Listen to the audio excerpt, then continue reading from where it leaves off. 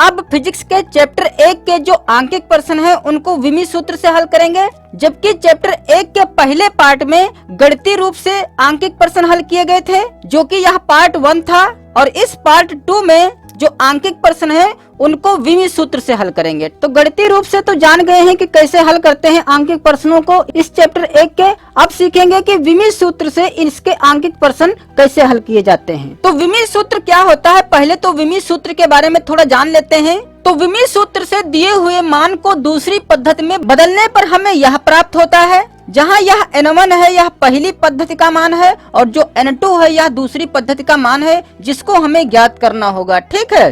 और जो यहाँ पर MLT है तो L यहाँ पर लंबाई है, M द्रव्यमान है और T समय है। तो देखिए जो विमाएं होती हैं वो M, L, T या थीटा वगैरह के रूप में होती हैं। तो हम यहाँ थीटा या और भी जो भी मान होते हैं उनको नहीं यहाँ पर पता करेंगे, हमें सिर्फ M, L और T से मतलब यहाँ पर रहेगा। ठीक है। मतलब जो 7 मूल राशियाँ होती हैं उनमें से हमें सिर्फ 3 राशियों के बारे में पढ़ना है। एक तो द्रव्यमान के बारे में पढ़ना है, लंबाई के बारे में पढ़ना है और समय के बारे में पढ़ना है। तो जो यहाँ पर M आया है तो M हम कब रखेंगे, जब द्रव्यमान की बात करेगा सवाल में, अर्थात तौलने या वजन करने वाली कोई भी चीज होगी तो उसे हम M से प्रदर्शित करेंगे और जो लंबाई है उसे L से प्रदर्शित करेंगे। लंबाई का मतलब जो भी नापना हो, लंबाई हो या दूरी हो, उन सबको हम L से प्रदर्शित करेंगे। और जो यहाँ पर T है तो जो भी टाइम दिया होगा उसे हम T से प्रदर्शित करेंगे। तो देखिए विमी सूत्र हम कैसे पता करते हैं। पहले तो विमी सूत्र के बारे में थोड़ा जान लेते हैं कि इसे कैसे प्राप्त किया जा सकता है।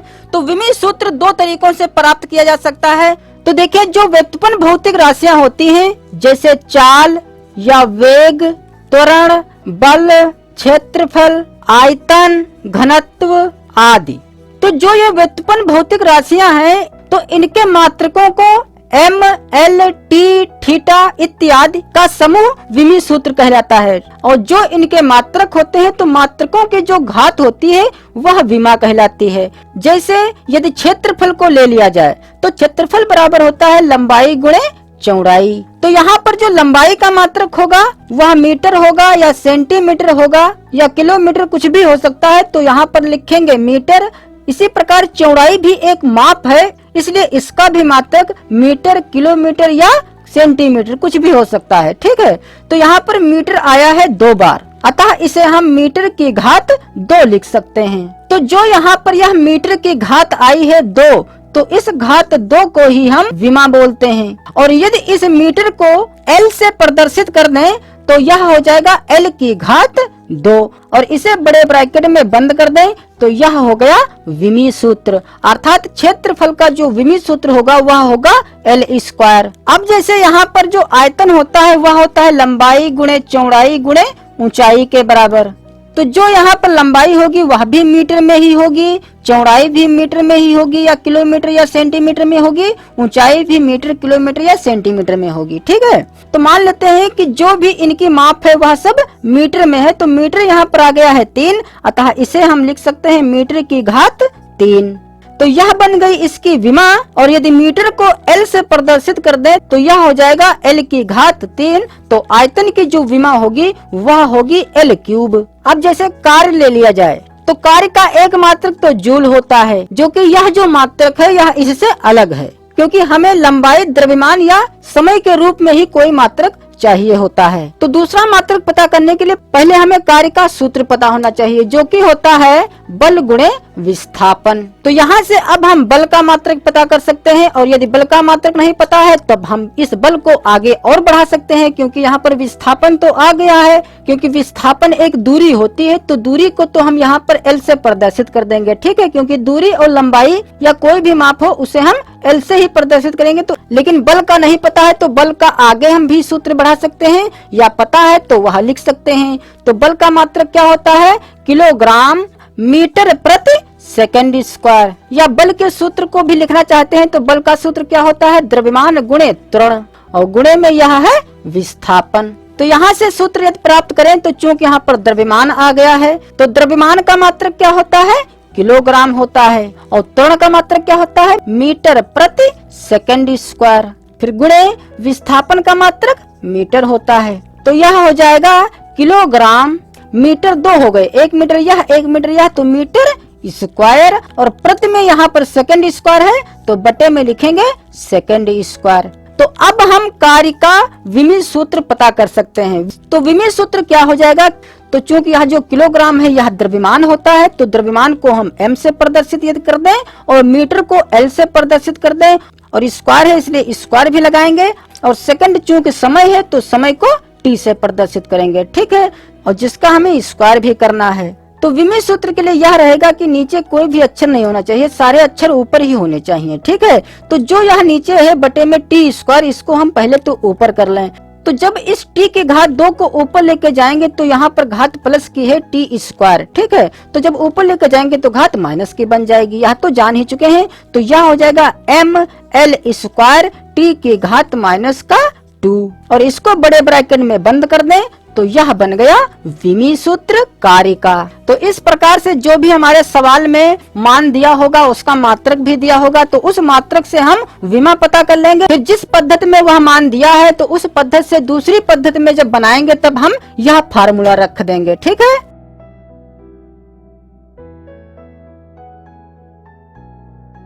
तो दिए हुए आंकिक प्रश्नों में पहले सवाल में कह रहा है कि गुरुत्वीय त्वरण का मान 9.8 मीटर प्रति सेकंड स्क्वायर होता है, इसका मान सीजीएस पद्धति में व्यक्त कीजिए। तो चूंकि यह एमकेएस पद्धति में दिया हुआ है क्योंकि यहाँ पर मीटर आ गया है, सेकंड तो तीनों पद्धतियों में होता ही है। तो मीटर किस पद्धति में आता है, तो मीटर एमकेएस पद्धति में आता है, जिसे हमें सीजीएस पद्धति में बदलना है। तो यहाँ पर दिया हुआ है कि जो गुरुत्वीय त्वरण का मान है वह है 9.8। तो चूंकि यहाँ पर गुरुत्वीय त्वरण है तो गुरुत्वीय त्वरण को हम g से प्रदर्शित करते हैं, और यदि हमें नहीं पता है कि गुरुत्वीय त्वरण को हम किससे प्रदर्शित करते हैं तो यहाँ पर हम n भी मान सकते हैं कि n बराबर 9.8 है। और यदि जानते हैं कि गुरुत्वीय त्वरण को g से प्रदर्शित करते हैं तो g यहाँ पर लिखेंगे, जो कि दिया हुआ है 9.8 मीटर प्रति सेकंड स्क्वायर। तो यहाँ पर मात्रक हमें बना बनाया मिल जाएगा, और इसी मात्रक की सहायता से हम विमीय सूत्र भी पता कर लेंगे गुरुत्वीय त्वरण का। तो यह तो हुआ गुरुत्वीय त्वरण का पहले का मान जो कि दिया हुआ है, और इस मान को हमें सीजीएस पद्धति में बदलना है, जो कि इसका मान कुछ और आएगा। तो इसको मान लेते हैं G1, और जब हम इसे सीजीएस पद्धति में बदलेंगे तो जो दूसरा मान प्राप्त होगा तो उसको हम G2 मान लेंगे, मतलब दूसरा मान सीजीएस पद्धति में। तो यहाँ पर लिखेंगे इसलिए G1 मतलब गुरुत्वीय त्वरण। तो गुरुत्वीय त्वरण का तुरंत यहाँ पर हम विमीय सूत्र लिख दें। तो गुरुत्वीय त्वरण का जो विमीय सूत्र होता है वह हम इस मात्रक से पता कर सकते हैं। तो चूंकि पहले है मीटर, तो मीटर लंबाई का मात्रक होता है जिसे हम L से प्रदर्शित करते हैं, अर्थात यह हो जाएगा L। फिर प्रति में है सेकंड स्क्वायर, तो प्रति का मतलब क्या होता है बटे, अर्थात बटे में दिया हुआ है टी स्क्वायर, और ऊपर L तो है ही। और पीछे भी सीख चुके हैं कि कोई भी अक्षर नीचे नहीं रखना हमें है, अर्थात जो यह टी स्क्वायर है इसको हमें ऊपर भेजना होगा।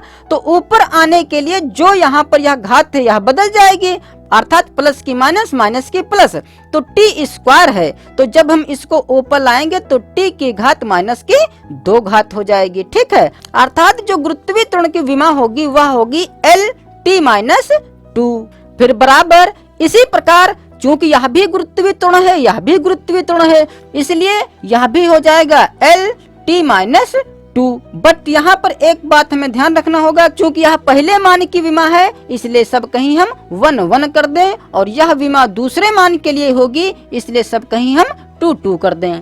अब चूंकि हमें जो सीजीएस पद्धति में G का मान आएगा, अर्थात जो G2 आएगा उसको ज्ञात करना है। तो जो यह G2 है इसको हम इधर ही रोक के रखें और इसको उठाकर हम इधर ले आए, ठीक है। तो जब हम इसको उठाकर इधर रखेंगे तो यह इस प्रकार से हो जाएगा G1 और इंटू L1 T1 की घात माइनस का 2, और ये सब कुछ गुणे में है, उठकर इधर आएगा तो इस प्रकार से बटे में हो जाएगा L2 T2, और इधर सिर्फ रह जाएगा G2। तो चूंकि हमें जिसका मान ज्ञात करना होता है उसको हम बराबर के एक साइड में रखते हैं, बाकी सारी चीजें उधर रख देते हैं, ठीक है। तो चूंकि हमें G2 ज्ञात करना है तो G2 को इधर कर दें तो यह हो जाएगा G2, और जो इसको हल करने पर यह प्राप्त हुआ है इसको इधर रख दें, जैसा कि यहाँ पर यह नियम बना है। ठीक है, N2 बराबर M1 बटे M2 कर देना है, उसकी घात जो भी हो वह रख देना है, फिर L1 बटे L2, फिर T1 बटे T2, और जो इनकी घातें हैं वो घात भी रख देंगे। ठीक है, जैसे कि यहाँ पर चूंकि यह बटे में है, इसका मतलब हम इसको इस प्रकार से लिख सकते हैं L1 बटे L2, तो L1 बटे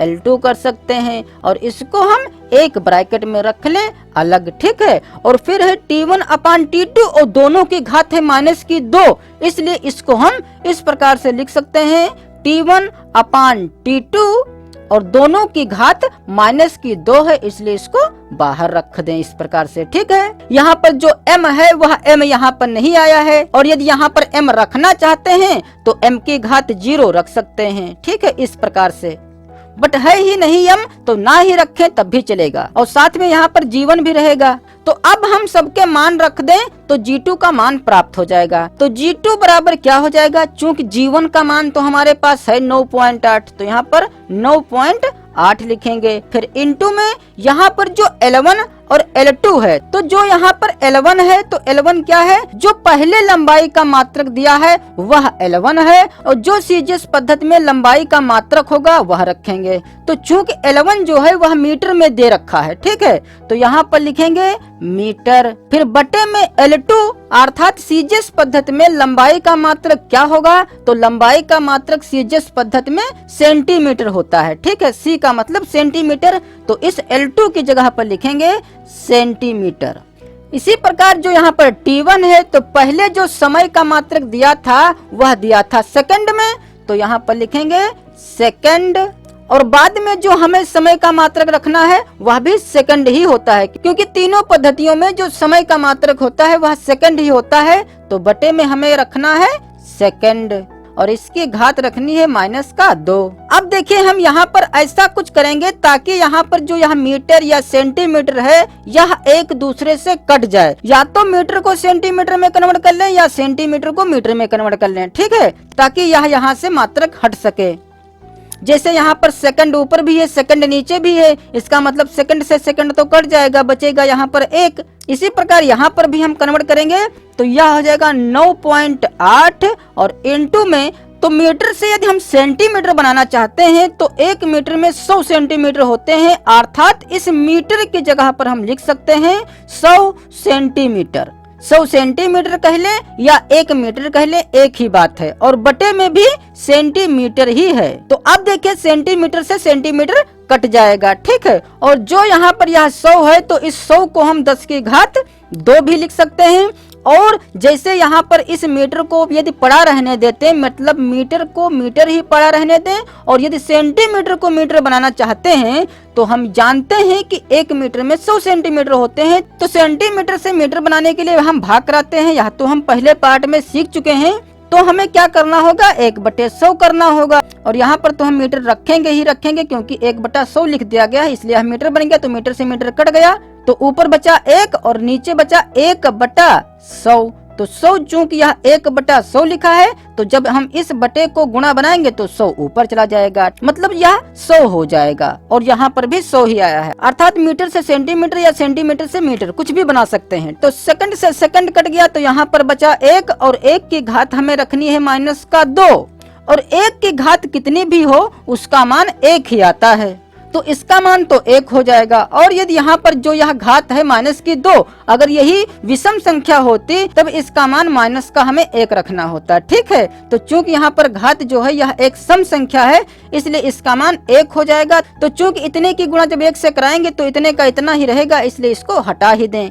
तो सेंटीमीटर से सेंटीमीटर कट गया, अर्थात यहाँ पर रह गया सिर्फ 100, तो इसको हम लिख सकते हैं 9.8 गुणे 100। तो जब हम 9.8 की गुणा 100 में कराएंगे तो यह हो जाएगा, पहले तो पूरा 98 लिख लें, और 2 जीरो जो हैं वो 2 जीरो लगा लें, तो दशमलव के बाद सिर्फ एक अंक है जो कि है 8। ठीक है, तो हम इधर से 1 पर दशमलव लगा दें, तो यह रह जाएगा सिर्फ 980, तो बराबर 980। अब चूंकि सीजीएस पद्धति में इसका मान हमने पता किया है, तो सीजीएस पद्धति में इसका मान क्या हो जाएगा, मीटर की जगह पर सेंटीमीटर रखा गया था, तो यह हो जाएगा सेंटीमीटर, और प्रति प्रति सेकंड स्क्वायर था, और यहाँ पर भी सेकंड ही बना है, इसलिए यहाँ पर लिख दें सेकंड स्क्वायर।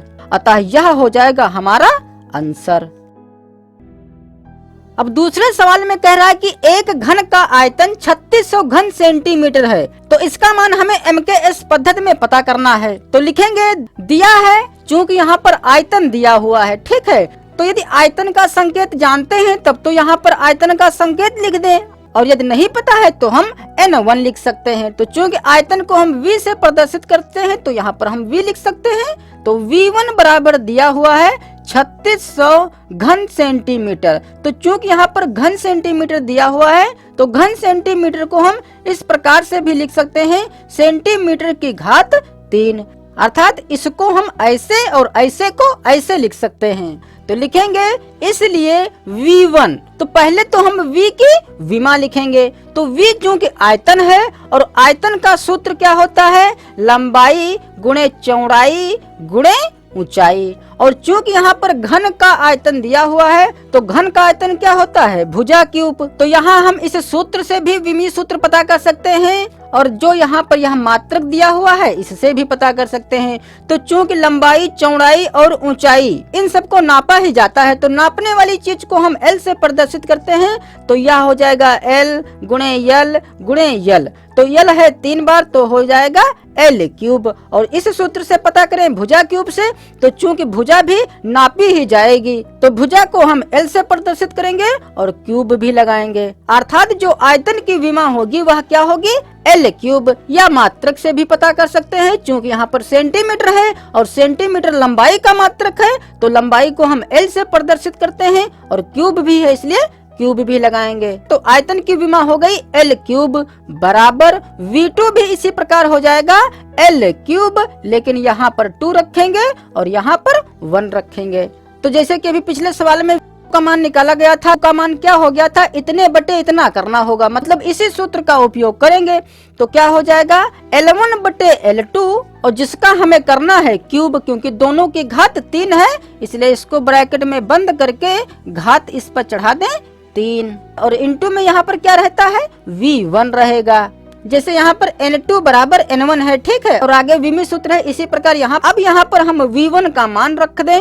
तो V1 का मान है 3600, और अब जो यहाँ पर L1 है यह दी हुई पहली पद्धति की लंबाई है जो कि है सेंटीमीटर में, तो इस L1 की जगह पर लिखेंगे सेंटीमीटर। और बाद की जो लंबाई है अर्थात जो L2 है वह हमें MKS पद्धति में पता करना है, और MKS पद्धति में जो लंबाई का मात्रक होता है वह मीटर होता है, अर्थात इस L2 की जगह पर लिखेंगे मीटर और इसकी घात 3। अब मीटर से सेंटीमीटर या सेंटीमीटर से मीटर कुछ भी बना सकते हैं, तो लिखेंगे 3600 और गुणे सेंटीमीटर को पड़ा रहने देते हैं, और इस मीटर को जब हम सेंटीमीटर बनाएंगे तो यहाँ पर लिखना पड़ेगा हमें 100, क्योंकि 1 मीटर में 100 सेंटीमीटर होते हैं। तो यहाँ पर भी सेंटीमीटर लिख दें। तो सेंटीमीटर से सेंटीमीटर तो कट जाएगा, तो यह बचेगा 1/100। तो चूंकि 1/100 को हम 1/10 की घात 2 लिख सकते हैं, और जो यह 10 की घात 2 है इसको हम ऊपर लेके जाएंगे तो 10 की घात -2 हो जाएगी, ठीक है। अतः इसकी जगह पर हम 10 की घात -2 लिख सकते हैं, और बाहर घात 3 तो है ही, तो यह हो जाएगा 3600 गुणे 10 की घात -2, और बाहर जो यह घात 3 है तो इस घात 2 से गुणा हो जाएगी, तो यह हो जाएगा 2×3 6। तो अब देखिए, चाहे तो इसे वैज्ञानिक रूप में लिख सकते हैं जैसे कि पार्ट 1 में रखा गया था। तो दशमलव जो यहाँ पर है इस दशमलव को उठाकर हम यहाँ पर रखेंगे, तो यह हो जाएगा 3 पॉइंट गुणे 10 की घात -6 यहाँ पर है, और हम दशमलव यहाँ से यहाँ तक आए हैं 3 अंक बाईं ओर, तो 3 घात प्लस की हो जाएगी। तो यहाँ पर रह जाएगा -6 प्लस का 3 माइनस का 3 रह जाएगा, तो -3। और चाहे तो जो ये 0 है इनको हटा सकते हैं, तो हो जाएगा 3.6 गुणे 10 की घात -3।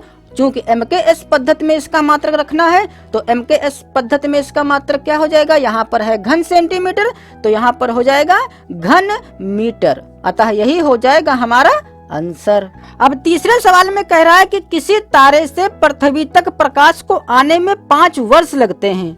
पृथ्वी से तारे की दूरी किलोमीटर में ज्ञात कीजिए। प्रकाश का वेग दिया हुआ है 3 × 10⁸ मीटर प्रति सेकंड और 1 वर्ष में कितने सेकंड होते हैं वो भी दिया हुआ है, जो कि होते हैं 3.1 × 10⁷। तो सवाल में तारे से पृथ्वी तक की जो दूरी पूछी है वह किलोमीटर में पूछी हुई है, और जबकि इस सवाल में हमारे पास दूरी भी नहीं है। तो पहले तो हम तारे से पृथ्वी तक की जो दूरी है वह मीटर में पता कर लें, क्योंकि यहाँ पर चाल जो है प्रकाश की वह दे रखी है मीटर में। तो लिखेंगे पृथ्वी से तारे की दूरी बराबर,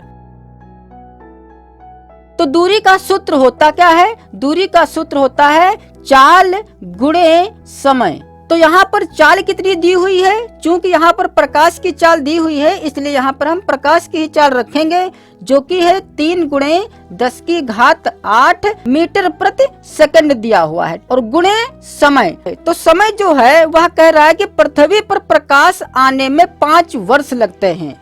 तो जो यहाँ पर समय दिया हुआ है वह वर्षों में दिया हुआ है, और जो प्रकाश की चाल है वह मीटर प्रति सेकंड में है। और हम बाकी जितने भी चैप्टर पढ़ चुके हैं आगे के, उसमें हमने यह सीखा है कि जो भी हम सूत्र लगाएंगे तो उस सूत्र में जो भी हम यूनिटियां रखेंगे वो सब एक ही पद्धति में होनी चाहिए। तो चूंकि यहाँ पर सेकंड है समय, और समय यहाँ पर वर्षों में दे रखा है, इसका मतलब जो पद्धतियां हैं ये अलग अलग हैं, इसलिए पहले हम इसको एक ही पद्धति में बना लें। ठीक है, तो चूंकि सभी पद्धतियों में जो समय होता है वह सेकंड में ही होता है, तो जो यहाँ पर यह 5 वर्ष है, पहले तो हम इसको सेकंड बना लें। तो चूंकि यहाँ पर दे भी रखा है कि 1 वर्ष में जो सेकंडों की संख्या है वह इतनी है, तो 5 वर्षों में सेकंडों की संख्या कितनी हो जाएगी? 5 से हम इसको गुणा करा देंगे, पता चल जाएगा कि 5 वर्ष में कितने सेकंड हो जाएंगे। तो समय की जगह पर हम क्या लिखेंगे?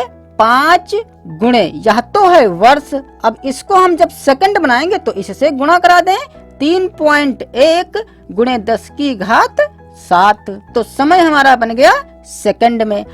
अब देखिए ऊपर भी सेकंड है नीचे भी सेकंड है, तो सेकंड से सेकंड कट जाएगा, अर्थात जो इसका मान आएगा वह मीटर में आएगा, जिसे हमें बाद में किलोमीटर बनाना होगा। ठीक है, तो हम जानते हैं कि जो यहाँ पर अंक दिए होते हैं पहले तो हम अंकों की गुणा कराते हैं, जो कि है यहाँ पर 3 और 5 और 3.1। तो 3 × 5 हो जाएगा 15, और 15 के गुणा जब हम 3.1 में कराएंगे तो यह आ जाएगा 46.5।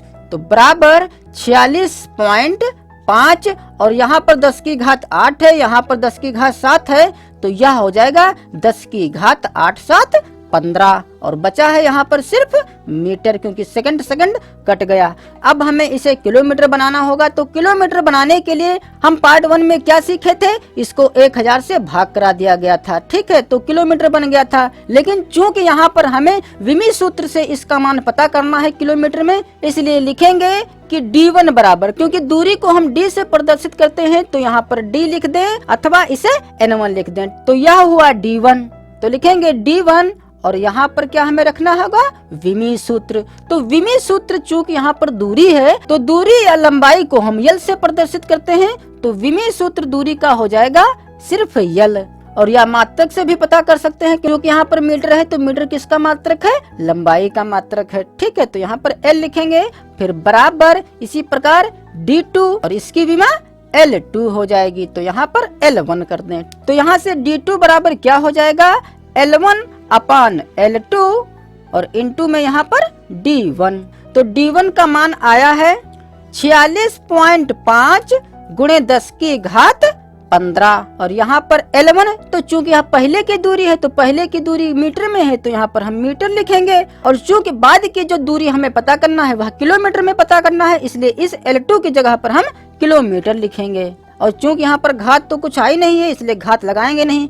तो जो यह मान आएगा यह किसके बराबर आएगा? यह D2 के बराबर आएगा। अब जो यहाँ पर यह मीटर किलोमीटर है, इसको हम कन्वर्ट कर लें, या तो मीटर बना लें या तो किलोमीटर बना लें, ताकि ऊपर नीचे एक जैसा होकर यह कट सके। तो यह हो जाएगा 46.5 × 10⁻15। मीटर को मीटर ही पड़ा रहने दें, और किलोमीटर को हम मीटर बना लें। तो किलोमीटर को जब मीटर बनाएंगे तो क्या करेंगे? 1000 से गुणा करा देंगे। तो 1000 को हम 10⁻3 भी लिख सकते हैं, तो यह बन जाएगा मीटर। तो मीटर से मीटर कट जाएगा तो हमारे पास बचेगा 1/10⁻³ और 1/10⁻³ हो तो जब हम इस घात को ऊपर लेकर जाएंगे तो 10 की घात बन जाएगा -3। तो वही चीज हम यहाँ पर लिखेंगे 46.5 × 10⁻15 × 10⁻³ यहाँ पर एक चीज ध्यान देना होगा, जैसे कि इस चैप्टर के पहले पार्ट वाले वीडियो में हमने सीखा था कि जब छोटी इकाई से बड़ी इकाई बनाते हैं तब हम क्या करते हैं, भाग कराते हैं, और बड़ी इकाई से छोटी इकाई बनाते हैं तब गुणा कराते हैं। ठीक है, तो इसके आधार पर यहाँ पर एक चीज यह जान लीजिए कि जब भी हम छोटी इकाई से बड़ी इकाई बनाएंगे तो घात हमारी माइनस की आएगी, और बड़ी इकाई से यदि छोटी इकाई बनाने के लिए कहा गया है तब जो उसकी घात आएगी वह प्लस में आएगी। जैसा कि यहाँ पर देखिए मीटर से किलोमीटर बनाने के लिए कहा गया है, और मीटर छोटी इकाई है, किलोमीटर बड़ी इकाई है, इसलिए यहाँ पर क्या हो रहा है, घात माइनस की बन रही है। तो देखिए यहाँ पर 10 की घात +15 है, यहाँ पर 10 की घात -3 है, तो यह तो रह जाएगा 10 की घात 12, वो भी प्लस का। ठीक है, और हम ये भी जानते हैं कि इसे हमें वैज्ञानिक रूप में लिखना होगा, और यदि नहीं लिखना चाहते हैं तब भी हम इतना लिख सकते हैं 46.5 × 10⁻12। और यदि वैज्ञानिक रूप में लिखना चाहते हैं तो इस दशमलव को हमें यहाँ पर लगाना होगा, तो यह हो जाएगा 4.65 और गुणे 10 की घात यहाँ पर 12 तो हो गया इसको हल करने पर, और चूंकि दशमलव हम एक अंक इधर बढ़े हैं इसलिए एक घात प्लस की हो जाएगी, तो 12 में 1 जोड़ देंगे तो हो जाएगा 13, जो कि यह आया है किलोमीटर। अतः यही हो जाएगा हमारा आंसर। अब इस चौथे सवाल में पारे का घनत्व दिया हुआ है, जो कि दिया हुआ है 13.6 ग्राम प्रति सेंटीमीटर क्यूब, और इस मान को हमें MKS पद्धति में बदलना है। तो चूंकि यह N1 दिया है, या इसको हम D1 भी मान सकते हैं क्योंकि घनत्व को हम D से प्रदर्शित करते हैं, तो इसको D1 लिख दें। ठीक है, तो D1 हमारे पास दिया हुआ है, तो D2 हमें ज्ञात करना है, तो लिखेंगे इसलिए D1। तो पहले तो घनत्व की विमा लिख लें, तो घनत्व की विमा क्या हो जाएगी, या तो पहले से हम घनत्व की विमा जानते हो या हम इस मात्रक से भी पता कर सकते हैं। तो चूंकि यहाँ पर है ग्राम, तो ग्राम कब आया होगा, किसी चीज को तौला गया होगा या वजन किया गया होगा। ठीक है, अर्थात जो ग्राम है यह द्रव्यमान का मात्रक है, और द्रव्यमान को हम M से प्रदर्शित करते हैं, तो यह हो गया M। और फिर प्रति में है सेंटीमीटर क्यूब, मतलब इस प्रकार से है, चूंकि यहाँ पर सेंटीमीटर है और सेंटीमीटर किसका मात्रक होता है, सेंटीमीटर लंबाई का मात्रक होता है। ठीक है, तो इस सेंटीमीटर की जगह पर हम लिखेंगे L, जिसकी घात है 3। तो जब हम इस L की घात को उठाकर ऊपर लेकर जाएंगे तो प्लस की घात है, ऊपर आएगी तो घात माइनस की बन जाएगी। ठीक है, तो बराबर हो जाएगा D2 M L की घात -3। तो यहाँ पर 2 कर दें, यहाँ भी 2 कर दें, और यहाँ सब कहीं 1-1 कर दें। तो यहाँ से D2 का मान यदि हम पता करेंगे तो D2 बराबर क्या हो जाएगा, M1/M2, और गुणे में यहाँ पर D1, और इधर क्या हो जाएगा L1/L2, और जिसकी घात है -3। अब सबके मान रख दें, तो D1 का मान दिया हुआ है 13.6, और M1 मतलब जो यहाँ पर द्रव्यमान पहला दिया हुआ है वह ग्राम में दिया हुआ है, और बाद में हमें द्रव्यमान किस में लाना है, किलोग्राम में, क्योंकि MKS पद्धति में जो द्रव्यमान का मात्रक होता है वह किलोग्राम होता है। फिर इसी प्रकार L1 जो है यह पहली पद्धति की लंबाई का मात्रक है, तो पहली पद्धति की लंबाई का मात्रक क्या रखा गया था, सेंटीमीटर। फिर हमें L2 रखना है, तो MKS पद्धति में लंबाई का मात्रक क्या हो जाएगा, मीटर, तो बटे में रखेंगे मीटर, और इसकी घात है -3, तो यह हो जाएगा 13.6। ठीक है, अब सबको एक जैसा बना लें, तो ऊपर ग्राम पड़ा रहने दें, और बटे में इस किलोग्राम को ग्राम बनाएंगे तो 1000 से हम गुणा कराएंगे, अर्थात यह हो जाएगा 1000 ग्राम। और इसे चाहे तो 10 की घात 3 भी लिख सकते हैं, और इधर सेंटीमीटर को पड़ा रहने दें और मीटर को बदल लें, तो 1 मीटर में 100 सेंटीमीटर होते हैं, तो यह हो जाएगा 100 सेंटीमीटर, और बाहर घात है -3। तो ग्राम से ग्राम कट जाएगा, सेंटीमीटर से सेंटीमीटर कट जाएगा, तो यह हो जाएगा 13.6। तो इसमें क्या बचा, ऊपर बचा 1, नीचे बचा 1000। तो 1000 को हम इस प्रकार से भी लिख सकते हैं 1/10 की घात 3, जिसे हम ऊपर लेकर जाएंगे तो 10 की घात -3 हो जाएगा, तो गुणे 10 की घात -3।